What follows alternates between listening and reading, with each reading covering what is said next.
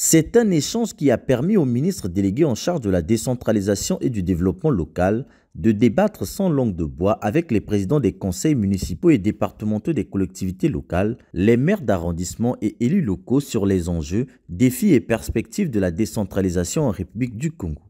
Ils ont passé en revue la problématique du transfert de compétences et aussi de la décentralisation en phase d'opérationnalisation dans le pays. Ceci était en marge de la célébration en différé de la 13e journée africaine de la décentralisation et du développement local. En décidant de célébrer la 13e édition de la journée africaine de la décentralisation et du développement local, vous nous donnez une belle occasion de réfléchir sur les défis et les opportunités qu'offre la décentralisation, la gouvernance locale et le développement local. Les élus locaux de la République du Congo, très attachés au principe de subsidiarité selon lequel les décisions doivent être prises au niveau le plus proche des citoyens, vous sont par conséquent très reconnaissants pour cette initiative qui nous permettra d'être édifiés sur les mécanismes de gestion des moyens et compétences transférés en matière d'éducation de base. L'accent mis sur le thème de cette commémoration, établir un système éducatif de formation solide ancré dans les réalités de l'Afrique au niveau local, interpelle à plusieurs titres les gouvernants.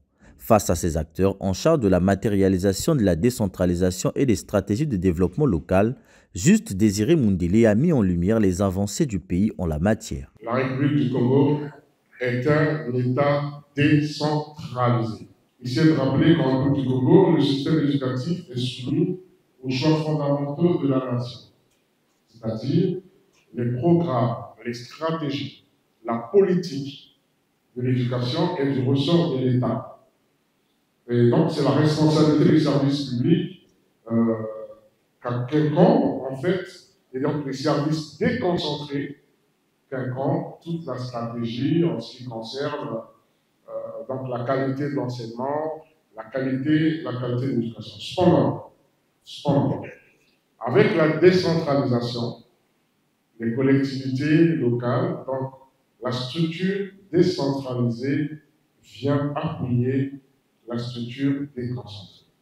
En réalité, ce sont ces deux jambes, ces deux piliers qui doivent désormais accompagner la qualité, la bonne qualité de l'éducation. Outre la nécessité de créer un écosystème éducatif plus résilient, la décentralisation prend en compte des domaines transversaux susceptibles de booster le développement. Les partenaires techniques et financiers du Congo ainsi que les agences du système des Nations Unies évoquent l'importance de renforcer la gestion des collectivités en associant tous les acteurs. Ils soulignent également que le Congo doit se doter d'un outil de planification.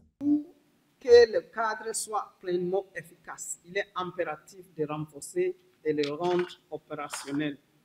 Cela implique une clarification des rôles et responsabilités des acteurs locaux, une meilleure coordination entre les différentes parties prenantes et surtout une implication active des communautés locales dans la prise de décision. Les mairies, les conseils municipaux, les maires d'arrondissement ainsi que les communautés elles-mêmes doivent être au cœur de ces processus. La nécessité d'une planification et d'une mobilisation des ressources adéquates. La réussite de la décentralisation de l'éducation de base repose également sur une planification rigoureuse et une mobilisation efficace des ressources. Cet échange a donc permis aux conseillers départementaux et municipaux du Congo de s'armer davantage afin de transformer leurs idées en actions politiques de décentralisation et de développement local, comme l'indique la Constitution. Il est question que toutes les 13 matières transférables que l'État, ou sinon le gouvernement a prévues, soient transférées au niveau des collectivités locales. Mais à cet effet, qui parle de transfert des collectivités, transfert des compétences, parle aussi de transfert de moyens et donc des cadres à même de pouvoir exercer ces compétences. Qu'il est question de revoir les textes en ce qui concerne la fonction publique territoriale pour les adapter à la nouvelle donne. Cette journée, commémorée le 10 août de chaque année par les États membres de l'Union africaine, rappelle non seulement à tous les Africains l'importance de la décentralisation dans la construction de l'Afrique, mais aussi la contribution importante des collectivités locales dans le développement des États et des territoires membres de l'Union africaine.